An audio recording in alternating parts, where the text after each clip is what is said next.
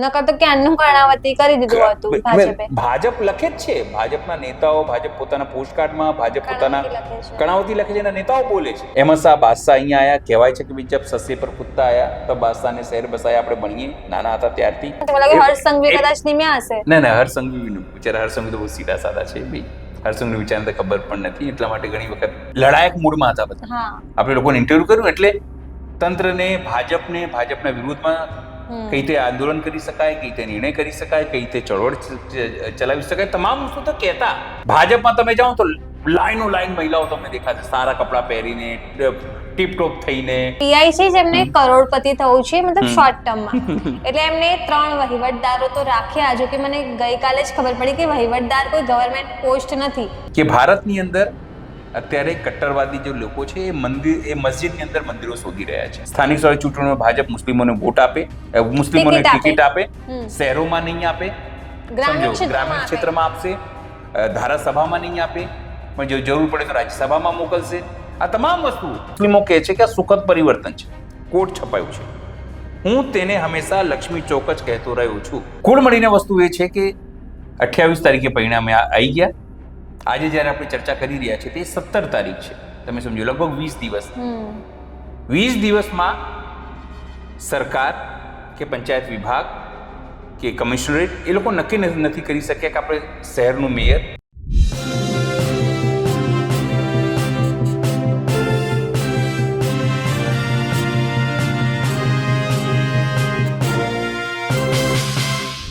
નમસ્કાર, હું છું ચંદ્રિકા પુત્રી નિરાલી મહેરિયા અને આપ સૌનું સ્વાગત છે અમારા વિશેષ કાર્યક્રમ અખબારોની ચર્ચાપટલમાં, જ્યાં જોડાયા છે દરરોજની જેમ અમારા સહયોગી અનિલ પટેલ.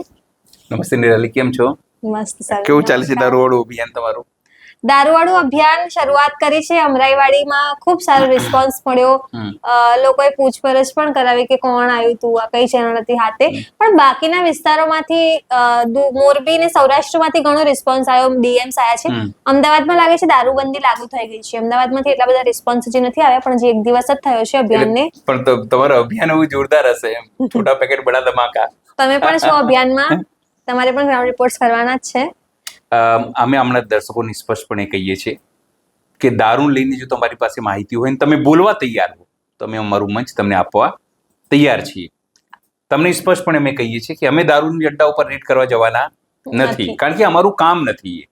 એ કામ છે પોલીસનું, પણ પોલીસ પોતાનું કામ નથી કરી રહી અને તમે બોલવા માંગો છો તો તમે તમારો ફોન નંબર, અમારા જે નંબર છે નીચે તમને દેખાતું હશે, જે ફ્લેશ થઈ રહ્યું હશે, જે નીચે સ્ક્રોલમાં જઈ રહ્યું છે, ત્યાં તમે મેસેજ કરી શકો છો.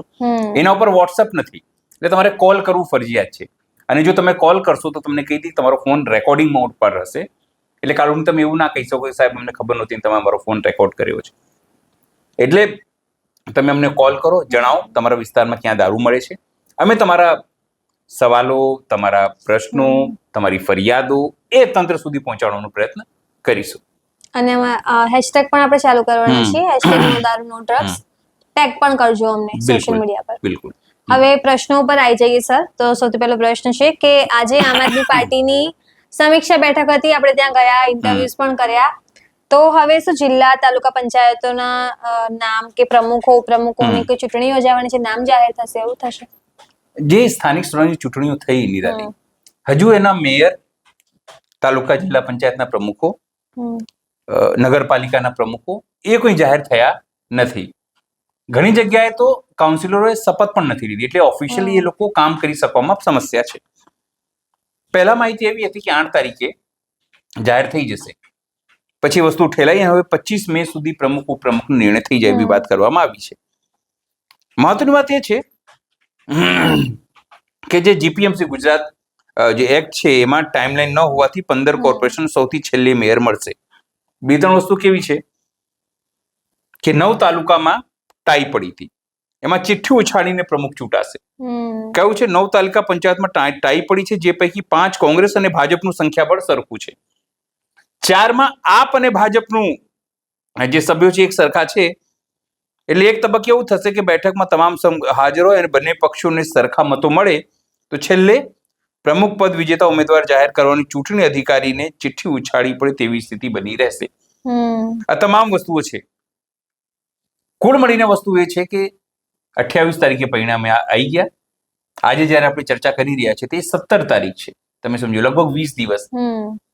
20 દિવસમાં સરકાર કે પંચાયત વિભાગ કે કમિશનરેટ એ લોકો નક્કી નથી કરી શક્યા કે આપણે શહેરનું મેયર, જિલ્લાનું પ્રમુખ, ઉપપ્રમુખ, ઇવન પ્રમુખની વાત કરીએ તો નગરપાલિકામાં હજુ નક્કી કરી શકતા નથી.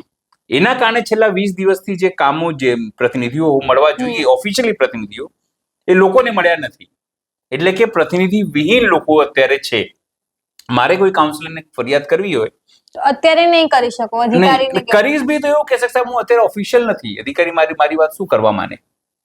એટલે હવે કમસે કમ એવું માનીએ કે 25 તારીખ પછી આપણે આ તમામ સુવિધાનો લાભ લઈ શકીએ. મારી વ્યક્તિગત તમને વાત કરું, મારી સોસાયટીની, આની પહેલા જે બોડી હતી, અમારે ત્યાં કોર્પોરેશનનું પાણી આવતું નથી. લાંબામાં તમે જાઓ તો અમારું પર્સનલ બોર્ડ છે. છેલ્લા 2009 થી અમે સતત માંગણી કરી રહ્યા છીએ કે તમે અમને પાણી આપો, કોર્પોરેશનનું પાણી. તમે અમારી જો ટેક્સ વસૂલો છો, ન તો સારા રસ્તા આપો છો, ન તો કઈ વસ્તુ. આની પહેલાના જે બોડી હતી ભાજપની, એમાં જે લોકો હતા એ લોકોએ મને આશ્વાસન આપ્યું હતું કે આ વખતે થઈ જશે, ટાંકી બની ગઈ છે, આ થઈ ગઈ છે, પેલું થઈ જશે. હવે સમજો ચેન્જ થઈ ગયા. હવે મારે ફરીથી 0 થી તમામ વસ્તુ કરવાની, તમામ ફાઇલો, તમામ જે તમામ લોકો ટેક્સ ભરે છે, ટેક્સના 50% લોકોના ઉઘરાવાના વિના ભર્યા હોય એને પછી ફરીથી મારે લઈ જવાના, બધી વસ્તુ કરવાની. એટલે લોકોને આ તમામ પ્રકારની મુશ્કેલી, જે નાની નાની મુશ્કેલી, જે વહીવટી મુશ્કેલી, પ્રતિનિધિને દ્રષ્ટિ મુશ્કેલી, કારણ કે મને ખબર છે કે જે વિસ્તારના કોર્પોરેટર હોય એ તમારી જોડે આવે અથવા પોતાની ચિઠ્ઠી લખી આપે તો એ કામ થોડી સ્પીડી થાય છે, કારણ કે આપણે એની જોડે જ ફોલોઅપ લઈએ. આપણે રોજ કમિશનરને કે ડેપ્યુટી કમિશનરને કે એન્જિનિયરને ફોન કરી ના પૂછી, અને લોકોને ખબર પણ નથી હોતું કોણ કમિશનર છે, કોણ. બિલકુલ લોકોને એવું છે કે તમે હાથ જોડીને વોટ માંગવા અમારી પાસે આવ્યા હતા તો સ્વાભાવિક છે અમે પૂછીશું બી તમને. હવે જો પૂછીશું તમને અને વોટ હું તમને આપું છું તો સ્વાભાવિક છે તમારી જવાબદારી છે, પણ એ સોગંદ વિધિ જ નથી તો હું કોને કહું. એટલે જે કામ જલ્દી પતવું જોઈએ એ કામ ડીલે થઈ રહ્યું છે. સામાન્ય રસ્તાના, ગટરના એવા સવાલો, કોઈ મોટા નહીં કે બ્રિજ બનાવવાનું છે 5 માળનું કે હોસ્પિટલ બનાવવાની છે, ગટર પાણી, નોર્મલ સ્ટ્રીટ લાઇટ, રસ્તા, એવી વસ્તુ એ બી ફરિયાદો નથી કરી શકતા અત્યારે, એવી સ્થિતિ છે. પણ એવું માનીએ. અને બીજી મહત્વપૂર્ણ વાત, તમે પૂછ્યું કે આજે બેઠક થઈ આમ આદમી પાર્ટીની, ખૂબ સારી બેઠક, આપણે ક્યાંથી અટેન્ડ કરી છે ના, પણ બેઠક તમામ લોકો ઉપસ્થિત રહ્યા, એમના પદાધિકારીઓ, એ જ મોટી વાત છે ને. એમ ઉપસ્થિત તમામ લોકો એક્સેપ્ટ સુધીર વાઘાણી. અને સુધીર વાઘાણી કામ હતું, લોકોએ કીધું કર્યું, એમને કોઈ વિશેષ કામ છે અત્યારે એમનું ચાલે છે. ધારાસભ્ય સુધીર વાઘાણી ઉપસ્થિત ના રહે, એક મહત્વપૂર્ણ છે. બધાને તમે નોંધ લઈ લીધી, તે બધાએ નોંધ લીધી હશે, એ વાત ખબર છે. આ એક્સક્લુઝિવ માહિતી છે, કારણ કે તમે જોઈ ના આવ્યા છીએ ત્યાં લાઈવ. મૂળ વસ્તુ એ છે કુલ મળીને કે આ બેઠક સામાન્ય નહોતી. આ બેઠક એ તમામ ભૂલોને કઈ રીતે સુધારી શકાય, નિવારી શકાય એના માટે હતી અને 2027 માટે હતી. અને બધા બહુ આશાસ્પદ અને એનર્જેટિક લાગતા હતા કે એક હોપ હતી એ લોકોનામાં 27 માટે, કાર્યકર્તાઓ જે આપણે મળ્યા. બિલકુલ જે રીતે એ લોકો વાત કરતા હતા, તમે જુઓ, લડાયક મૂડમાં હતા બધા. આપણે લોકોને ઇન્ટરવ્યુ કર્યું એટલે તંત્રને, ભાજપના વિરોધમાં કઈ રીતે આંદોલન કરી શકાય, કઈ રીતે નિર્ણય કરી શકાય, કઈ રીતે ચળવળ ચલાવી શકાય, તમામ વસ્તુ તો કહેતા અને ખુલીને વાત કરતા હતા. ખુલીને વાત કરતા. કોંગ્રેસને હજુ બી હું તમને કહી દઉં કે કોંગ્રેસની 3 દિવસની મીટિંગ પતી ગઈ, નિર્ણય કરી દીધા, એ લોકોએ 2-3 લોકોને સસ્પેન્ડ પણ કર્યા. અચ્છા, હા, કોંગ્રેસે બી સસ્પેન્ડ કર્યા છે, તમે સમજો એવું નહીં. પણ મૂળ વસ્તુ એ છે, સસ્પેન્ડ શેના માટે કર્યા, તો તમે પક્ષ વિરોધી કૃત્ય કરતા હતા તો એને સસ્પેન્ડ કરીને પાર્ટીમાંથી જ કાઢી દેવાનું. હંમેશા મૂળ વસ્તુ એ છે કે જ્યાર સુધી તમારી ક્લિયર તમે નહીં થાઓ વિઝનને લઈને. અમે હંમેશા હું કહું છું કે વિઝન હોવું કે તમારી પાસે બધા સંસાધનો છે પણ તમારી પાસે જો વિઝન નહીં હો તો પછી તો મેં હંમેશા ઉદાહરણ કેવું આપું છું, અંગ્રેજો આપણા દેશમાં મુઠ્ઠીભર અંગ્રેજો આવ્યા હતા, આખા દેશને કબજો કરી લીધો હતો. વિઝન હતું એમની પાસે વિઝન હતું કે આપણે શું કરવું છે. તમારી પાસે બધા જ સંસાધનો છે પણ તમારી પાસે વિઝન નથી ને તો કોઈ કામનું નથી. આમ આદમી પાર્ટીને બીજો એક મને ફરિયાદ છે કે એવું લાગ્યું કે દરેક પક્ષમાં ખૂબ સારી મહિલાઓ છે. આજે આમ આદમી પાર્ટીના આપણે ગયા આ મીટિંગમાં 200 જેટલા, મતલબ 100+ લોકો તો હતા જ વધારે. એમાં ખાલી ગણીને 4 કે 5 મહિલાઓ જોઈ મેં. મતલબ એમની પાસે મહિલા નેતૃત્વ છે કે નથી એ જ નથી સમજાતું. નહીં, એવું નથી. જો આમ આદમી પાર્ટી નવી પાર્ટી છે, બેઝિક વસ્તુ. હું કોઈનો પ્રવક્તા નથી. તમે પૂછો કે તમે પ્રવક્તા થઈ રહ્યું છે, એવું નથી. વસ્તુ મૂળ શું છે કે તમે જ્યારે કોઈ સિસ્ટમમાં જ્યારે સમજો ને ત્યારે તમને ખબર પડે કે કેમ નથી થઈ રહ્યું. આમ આદમી પાર્ટી સાવ નવી છે. સર નવી બીજી છે. વાત સાંભળો ભાઈ, જવાબ પૂરો નથી થયો નિરાલી, તમે ટોકો છો બહુ. મૂળ વસ્તુ કેવી છે, સત્તામાં અત્યારે કઈ પાર્ટી છે? ભાજપ. ભાજપમાં તમે જાઓ તો લાઈનો લાઈન મહિલાઓ તમને દેખાશે, સારા કપડાં પહેરીને, ટીપટોપ થઈને. સર અને મોદી આવે ત્યારે, મોદી સાહેબ આવે ત્યારે તેઓ ડાન્સ કરતા દેખાય, નાસ્તા દેખાય, બધી વસ્તુ કરતા દેખાય, કારણ કે સત્તાની સાથે જોડાયેલા છે. બીજી વાત, પણ સર કોંગ્રેસ તો આટલી સાંભળો તો, કોંગ્રેસમાં તો છે ને. પૂરી તો વાત થવા દો. હમ. કોંગ્રેસ એ સેકન્ડ નંબરની પાર્ટી છે અત્યારેની. સેકન્ડ નંબરની પાર્ટી હોવાના કારણે કેવું છે, લોકલ સ્તરે ક્યાંક ભાજપ સાથે એમનું તાલમેલ, ભાજપ સાથે ગઠબંધન, આંતરિક ગઠબંધન, એના કારણે પણ જે મહિલાઓ છે કોંગ્રેસની, એ લોકો એમાં જોડાય છે. જી. થોડી સારી મહિલા, બોલકની મહિલા. અને સાથે બીજી વસ્તુ કેવી છે કે કોંગ્રેસની અંદર પણ તમે જુઓ તો એક વર્ગની મહિલા, જે ક્લાસિફાઈડ મહિલા, એ નથી દેખાતી. એક બીજા પ્રકારની મહિલા, એટલે કેવું કે થોડું તમને વેલ સેટ મહિલા ના દેખાય, ટીપટોપ મહિલા ના દેખાય. ટીપટોપની વાત નથી, વાત છે નેતૃત્વની. સાંભળો તો પૂરી વાત. હમ. ના દેખાય, આકર્ષણ છે. તમે સમજો, આમ આદમી પાર્ટીમાં અત્યારે કોઈ એવું આકર્ષણ નથી. એમની પાસે એક નેતા એટલે કોણ? તો અરવિંદ કેજરીવાલ. કોઈ મહિલા નેતા છે તમારી પાસે? આતિશી છે ને, પણ આતિશી. આતિશી ખાલી થોડા માટે, દિલ્હીને આસપાસની પૂરતું. હમ. જ્યારે અરવિંદ કેજરીવાલ જ એક એવા નેતા છે આમ આદમી પાર્ટીમાં જે સર્વ જગ્યાએ સર્વ માન્ય છે. જી. એટલે મૂળ વસ્તુ એટલી છે કે જેમ જેમ વ્યાપ વધશે, જો તેમ તેમ એક કચાસ છે, જો હું તમને કહું, એક કચાસ છે, એ તમે માની ચાલો કે આમ આદમી પાર્ટીમાં મહિલાઓ ઓછી છે, 50 છે. 50% જે આબાદી કવર કરે એમાં મહિલા ઓછી હોય તો એક એની નબળું પાસું છે. જી. પણ સંઘર્ષ કરવા કોણ આવે? કાયનાતબેન આયા હતા ને, જેલમાં ગયા હતા ને, એક ગ્રેડ કરી એટલે ખબર છે ને તમને? જેલમાં ગયા, તમે પણ જે દિવસે ઇન્ટરવ્યુ, બીજા દિવસે બિચારા જેલમાં ગયા. સમજ્યા તમે? છૂટીને આવ્યા એટલે મેં બી ઇન્ટરવ્યુ કરેલું એમનું. એટલે મૂળ વસ્તુ એ છે કે જ્યારે તમારે સત્તાની સામે રહેવાનું હોય ને, ત્યારે મહિલાઓ, એવું નથી હું કહેતો કે મહિલાઓ નથી આવતી, પસંદ નથી કરતી, પણ મહિલાઓ કેવું છે, પરિવાર સાથે જોડાયેલી વ્યક્તિ છે. પુરુષ એક વખત છોડી નીકળી જાય, પણ મહિલાઓ કેવું છે, એના બાળકો હોય, એનો ભાઈ, એના ફાધર, એના મધર, એના બીજા રિલેટિવ્સ, એનો પ્રભાવ પણ મહિલા ઉપર હોય. એટલે એ મહિલાઓ ટોર્ચર કરતા બી ક્યાં આપણે જવાની ફરજ પડે છે, ક્યાં આપણે જેલમાં જવાનું છે, ક્યાં આપણે ડિટેન થવાનું છે. તમે સમજો છો? એ તમામ વસ્તુઓ નડે છે. નાની પાર્ટી હોવાથી એક મોટો જે સેટબેક છે આમ આદમી પાર્ટી, એ છે. હું સમજાવું એટલા માટે તમને કહું છું, કોઈ પ્રવક્તા નથી જો આમ આદમી પાર્ટીનો. જી સર. પણ હું તમને સમજાવું કે આમ આદમી પાર્ટી સાથે સમસ્યા છે.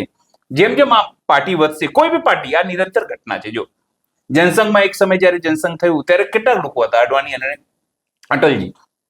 કોઈ બીજી મહિલા હતી? કોઈ નથી. પણ અમારે ટાઈમ લિમિટ છે, મારે બીજા પ્રશ્નો પૂછવાના છે તમને. બીજો પ્રશ્ન છે કે જેમ કે દારૂબંધી વખતે બી લોકો પીઆઈ, પીએસઆઈ નું નામ લેતા હતા. આજે ફરી એકવાર શહેરના એક પીઆઈ છે જેમને કરોડપતિ થવું છે, મતલબ શોર્ટ ટર્મમાં. એટલે એમને 3 વહીવટદારો તો રાખ્યા. જો કે મને ગઈકાલે જ ખબર પડી કે વહીવટદાર કોઈ ગવર્મેન્ટ પોસ્ટ નથી, પણ વહીવટદારો રાખ્યા, એમના અંદર ઝઘડા થયા. બીજા એક પીએસઆઈ છે, તેમને તો તોડ જ કરી નાખ્યો. 50,000 રૂપિયા જેવી, મતલબ નોર્મલ રકમ માટે તોડ કરી દે છે. કેમ આવું કરે છે? જો તમને કહું, આ સમાચાર આપણા નથી, તમને કહું, સંદેશે, અમારો સોર્સ નથી. અમારો સોર્સ નથી, સંદેશે છાપ્યું છે. સંદેશેની કોલમ આવે છે, જો કોઈને કહેતા કરીને. એની અંદર એને હેડલાઇન માર્યું છે કે 3 વહીવટદારો ભેગા થતા પોલીસ સ્ટેશન બબાલનું ઘર બન્યું. પોલીસ સ્ટેશનની અંદર ઝઘડો થવા લાગ્યો. લખ્યું છે કેવું, શહેરના એક પોલીસ સ્ટેશનમાં પીઆઈએ રાતોરાત કરોડપતિ બનવા માટે 1-2 નહીં પરંતુ 3 વહીવટદારોને અલગ અલગ ઉઘરાણા કરવાની જવાબદારી સોંપી. હા, કોઈ દારૂનું, કોઈ જુગારનું. જો કે મુખ્ય વહીવટદાર 3 પેટા વહીવટદારોની કઠપૂતળીની જેમ નચાવી રહ્યા હોવાની ચર્ચા છે. એટલે મુખ્ય વહીવટદાર છે, એની નીચે અંડરમાં 3 છે. સ્ટ્રક્ચર એક્ઝેક્ટલી બરાબર નચાવી રહ્યા છે, જેના કારણે વહીવટદારો ઉઘરાણા કરવામાં પણ અંદરો અંદર રેસ લગાવીને રોજ રાતે પોલીસ સ્ટેશન કેમ્પસમાં ભેગા થઈને એકબીજાને વિભત્સ શબ્દો બોલીને બબાલ કરતા હોવાની પોલીસ મેળામાં ચર્ચાઈ રહ્યું છે. વિભત્સ શબ્દ એને સારા શબ્દો લખ્યું, ગાલી ગલોચ, ગાળો, તારી માની, તારી બેનનું, આ એક સીધી વસ્તુ, ગાલી ગલોચ સભ્ય ભાષામાં કહ્યું તો કરે છે. બીજી વાત કેવું લખ્યું છે, બીજી બી ખબર છે કે 2 પીઆઈ ની બદલી થતા અન્ય પીઆઈ અને પોલીસ કર્મીઓ ફટાકડા ફોડ્યા. એમાં બી શું છે, રાજ્યમાં થોડા સમય પહેલા એજન્સીઓના પીઆઈઓની બદલી કરવામાં આવી હતી, બરાબર. હમ. હવે બદલી થતા અન્ય પીઆઈ અને પોલીસ કર્મીઓ ફટાકડા ફોડીને ઉજવણી કરી હતી. એટલું જ નહીં, કેટલાકે તો મીઠાઈ પણ વહેંચી હતી. એવો કેવો ત્રાસ હતો એમનો. આ પીઆઈએ એજન્સીમાં હતા તે સમયે અનેક પીઆઈ નો ભોગ લીધો. એટલે એસીબી ના પીઆઈ હશે, હું તમને કહી દઉં. એ પીઆઈ એજન્સીના હશે, agency in the sense ACB, anti corruption bureau. A red કરતા હશે, પકડાવતા હશે, સારા હશે, ઈમાનદાર હશે, એવું કહી શકીએ આપણે. એટલે જો ઘણી વખત કેવું આપણે કઈ માનવું અને હોવું બંનેમાં અંતર છે.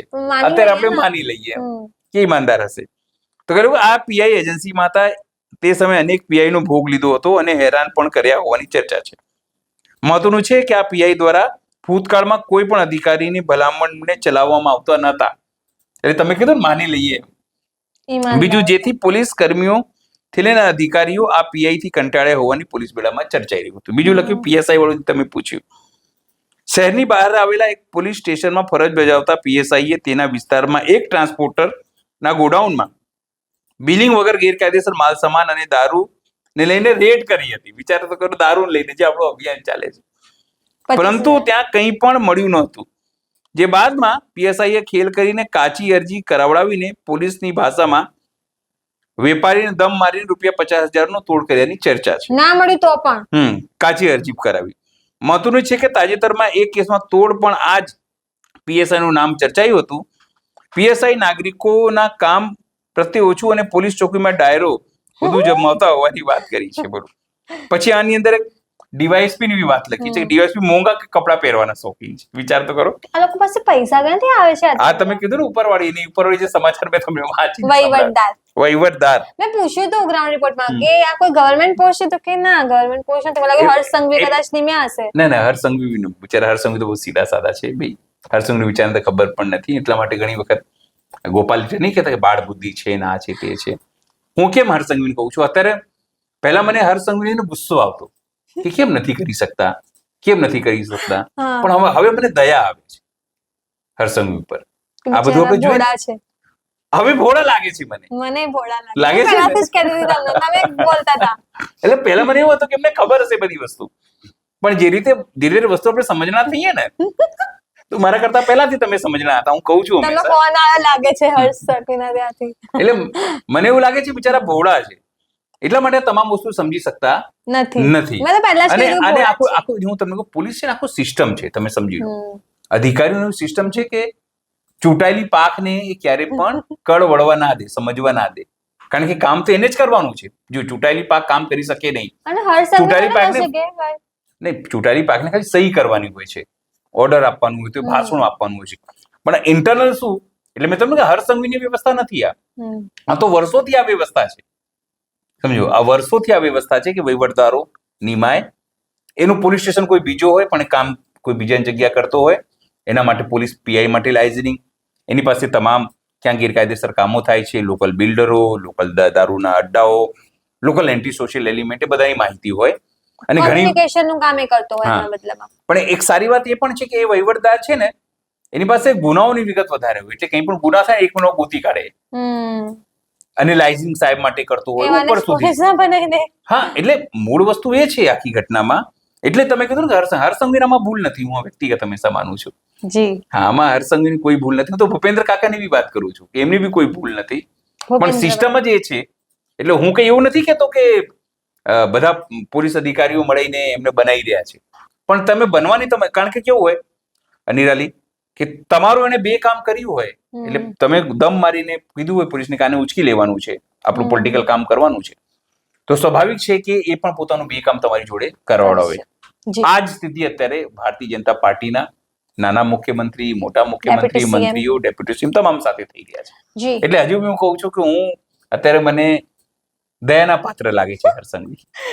હૃદય પરિવર્તન સરનું પણ થઈ શકે છે, થઈ ગયું છે લાગે છે. બીજો એક પ્રશ્ન છે કે જેમ ભારતમાં યુપી છે, બિહાર છે, ખાસ કરીને તો યોગી આદિત્યનાથ સરકાર આવી એના પછી યુપીમાં નામ બદલવાની એક સિસ્ટમ ચાલુ થઈ, પણ હવે પાકિસ્તાન પણ ઇન્સ્પાયર થયું લાગે છે. પાકિસ્તાન પણ પોતાના સ્થળોના નામ બદલી રહ્યા છે. ઇસ્લામાપુરા હવે કૃષ્ણનગર કહેવાશે, તો બાબરી ચોક હવે જૈન મંદિર ચોક કહેવાશે. કેમ અચાનકથી હિન્દુ નામ કરી દીધા પાકિસ્તાન જેવા દેશે? પાકિસ્તાન ઇસ્લામિક કન્ટ્રી છે, હા એ સેક્યુલર નથી ભારતની જેમ, તમને કહું. જી હવે થઈ શું રહ્યું છે આપણા દેશના, કેમ આ સમાચાર ચટ્ટરપટામ લેવાની જરૂર પડે તમને કહું કે ભારતની અંદર અત્યારે કટ્ટરવાદી જે લોકો છે એ મસ્જિદની અંદર મંદિરો શોધી રહ્યા છે.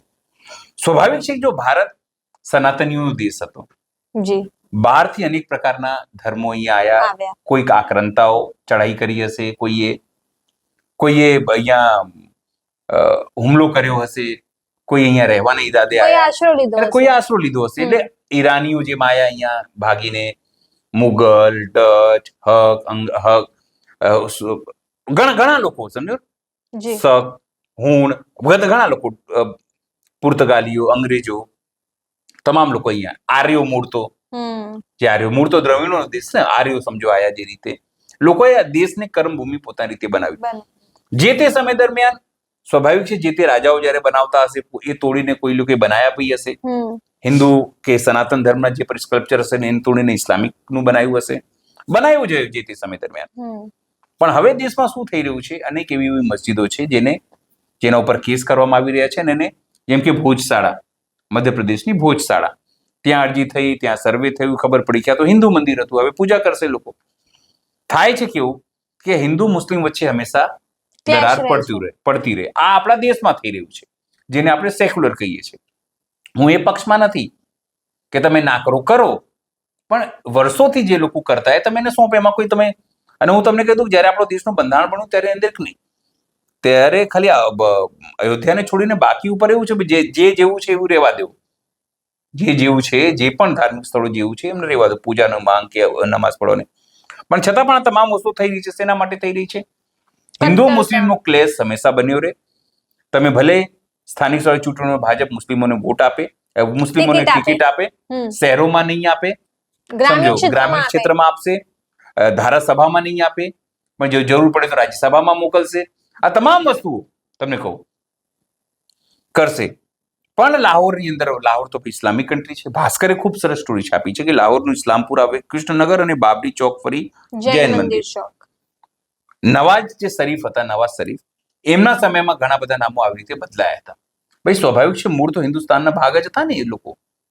આપણે 1947માં 1950માં એ તમામ વસ્તુ જે થયું અને આપણે અલગ થયા પછી ઇસ્લામિક કન્ટ્રી થયા.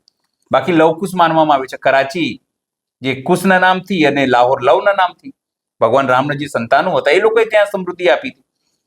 એટલે એવું માનવામાં આવે છે આખું છેક આપણે કંધાર સુધી, ત્યાં સુધી બૃહદ ભારત હતું. આ તરફ તમે આવો તો કંબોડિયા અને મલેશિયા અને આ બધું બૃહદ ભારતનો હિસ્સો હતો. મૂળ વસ્તુ એ છે કે ત્યાં જે મુસ્લિમ વિસ્તારોના નામ હતા એ હિન્દુ નામો થઈ રહ્યા છે. એ લોકોનું તમે કરી કે ભાઈ જેમ કે લક્ષ્મી ચોક, તે લાહોરમાં બીકન હાઉસ યુનિવર્સિટીમાં લેક્ચરર સાદ મલિક કહે છે કે ખરેખર સુખદ પરિવર્તન છે. મુસ્લિમો કહે છે કે આ સુખદ પરિવર્તન છે. કોટ છપાયું છે. હું તેને હંમેશા લક્ષ્મી ચોક જ કહેતો રહ્યો છું, કારણ કે મારા માતા પિતા તેને આ જ નામથી બોલાવતા હતા.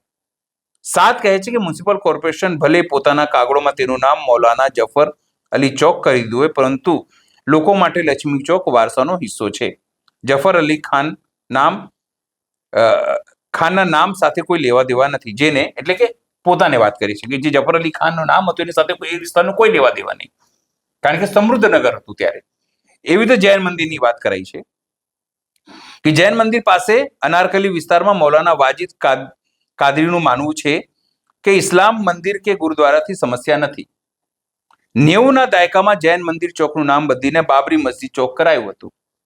આ રાજકીય નિર્ણય હતો. અમે ક્યારે તેને બાબરી મસ્જિદ ચોક નથી બોલ્યા. જે પૂર્વજોએ આ હિન્દુ નામ રાખ્યા હતા તેઓ પણ મુસલમાન જ હતા. તેનાથી તેને ઈમાન એટલે ધર્મનિષ્ઠા ઉપર કોઈ આંચ આવતી નથી. કેટલી જગ્યાનું નામ છે તમે જુઓ. ઇસ્લામપુરા ફરી કૃષ્ણનગર, સુન્નતનગર ફરીથી સંતનગર, મૌલાના જફર ચોક ફરીથી લક્ષ્મી ચોક, બાબરી મસ્જિદ ચોક એટલે જૈન મંદિર ચોક, મુસ્તફાબાદ ફરીથી ધર્મપુરા, સર આગા ખાન ચોક ફરીથી Davis road, Allama Iqbal road ફરીથી જેલ રોડ, ફાતિમા જિન્ના રોડ ફરીથી ક્વીન્સ રોડ, બેગે જિન્ના ફરીથી લોરેન્સ રોડ. આ કર્યું છે કોણે તમને કહું તો જે નવાઝ શરીફના દીકરી હતા મરિયમ, એ ત્યાં વિસ્તારના અત્યારે સીએમ છે, જે વિસ્તારમાં થયું છે જે ક્ષેત્રમાં. એમણે આ ઇનિશિયેટિવ આખું લીધું છે.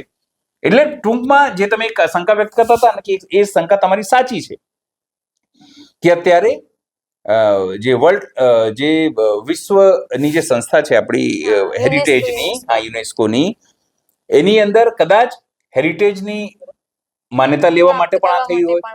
જેમ તમે કીધું કે તમે કર્ણાવતી બદલી દો અમદાવાદનું નામ, તેનું હેરિટેજ સિટીનું નામ છીનવાઈ જાય તમારા પાસેથી. નકર તો ક્યાંનું કર્ણાવતી કરી દીધું હતું ભાજપે. ભાજપ લખે જ છે, ભાજપના નેતાઓ, ભાજપ પોતાના પોસ્ટકાર્ડમાં ભાજપ પોતાના કર્ણાવતી લખે છે, એના નેતાઓ બોલે છે. પણ એમને ખબર છે કે જે દિવસે આનું કર્ણાવતી નામ કરી દેવાશે તો એ દિવસે તમારે એના પુરાવા આપવા પડશે. ભાઈ કર્ણદેવ ને તમારે પુરાવા આપવા પડે ને ભાઈ કર્ણાવતી કેમ નામ તમે કર્યું છે. અને અસાવલ તરીકે અમદાવાદ એટલે અસાવલ કહેવામાં આવે છે કે અસાવલ ભીલની જગ્યા હતી. એટલે અનેક પ્રકારના શંકા કુશંકાઓ છે. પણ એમાં શાહ બાદશાહ અહીંયા આયા, કહેવાય છે કે ભાઈ જબ સસ્સે પર કુત્તા આયા તબ બાદશાહને શહેર બસાયા. આપણે ભણીએ નાના હતા ત્યારથી, એ ભણીએ જ છે ને આપણે. અને સવાલ એ છે કે એના પૂરતા પુરાવા છે, એના પૂરા તત્વે પુરાવા છે. એટલા માટે આપણને આ હેરિટેજ સિટીનું માન્યતા મળી છે. એટલા માટે જ પાકિસ્તાનમાં બી કદાચ આ જ વસ્તુ થતી હશે. મને એવું લાગે કે બધી શકે ને કે એ લોકોની પાસે પુરાવા 100%, એમાં કોઈ બેમત નથી. એ પણ થયું હોઈ શકે છે. પણ મૂળ વસ્તુ એ છે કે ત્યાં પણ પરિવર્તન થઈ રહ્યું છે, પણ આપણે આપણા દેશની અંદર કટ્ટરતા વધી રહી છે, એમાં કોઈ બેમત નથી. તમે આ તમામ મુદ્દે શું વિચારો છો અમને કમેન્ટ કરીને જણાવજો. અત્યાર માટે બસ આટલું જ. ધન્યવાદ.